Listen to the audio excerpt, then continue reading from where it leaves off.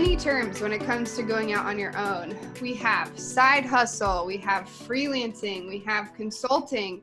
And so these terms are getting thrown out there today for a good reason. And what is that reason, Chris? We're talking about side hustling, freelancing, being an independent consultant, because more and more people are choosing this as a career choice.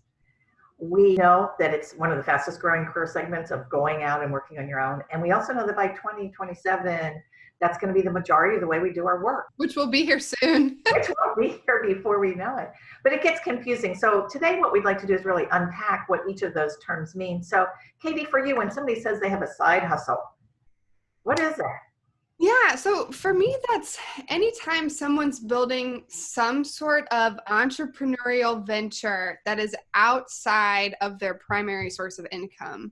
So for us, what comes to mind when we say side hustle is Leap, because both Chris and I have our own consulting businesses. I have Elevate, she has Evergreen Leadership, and then we come together to do this venture on the side where we help other people build out their consulting and freelancing.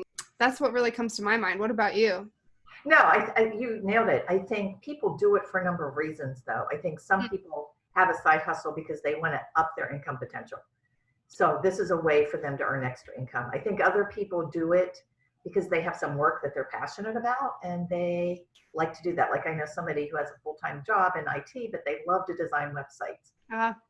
And then I think other people do it because they've got this idea in their head of something that they think might work or be marketable, and they're going to test it. This is going to be their way to kind of take the next steps into figuring out if that's going to work for them or not, or how to do it. So I think there's a number of reasons why people do it, but I think the key, the anchor for side hustle is you got some primary source of income and it's not this. It's something that you're doing for whatever reason.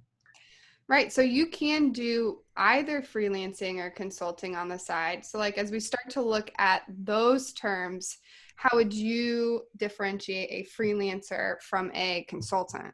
Yeah, sometimes splitting the differences is hard. So we're going to make some generalizations and know that there's lots of intersection.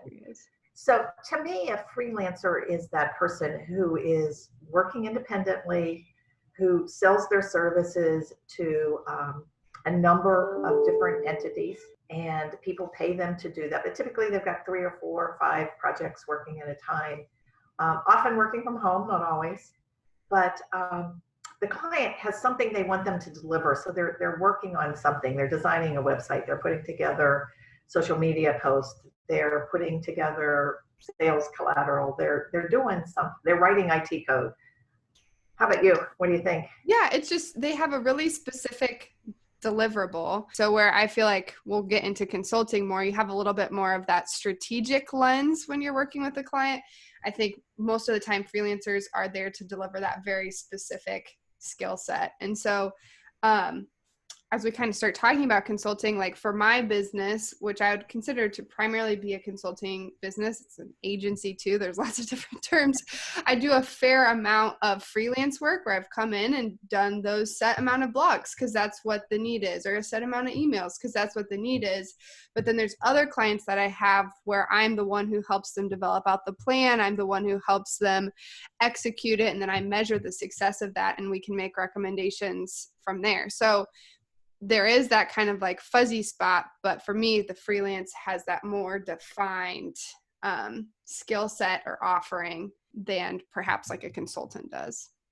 I think the term consultant in essence is this idea of being that person with deep expertise that you go to for advice, right? You consult with somebody that knows is deeper in expertise in something.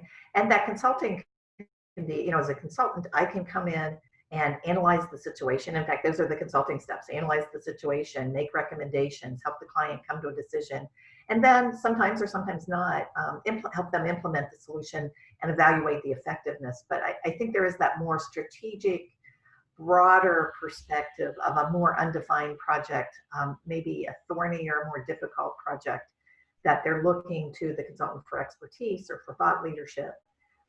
To help them advance something that's a little bit bigger, a little more nebulous, a little more strategic. Yeah, and I'd say too, just in addition to that, to kind of help further separate freelancer from consultant. And these are generalizations, so it can change. But I really see consultants as somebody who want to build out their own brand and take that brand into the world, me as Elevate, you as Evergreen. Whereas sometimes I feel like freelancers have developed a very strong personal brand that they operate under. Yeah, totally agree. So if somebody is thinking about a side hustle, Katie, what do you think they should consider? What are the things that should be going through their head?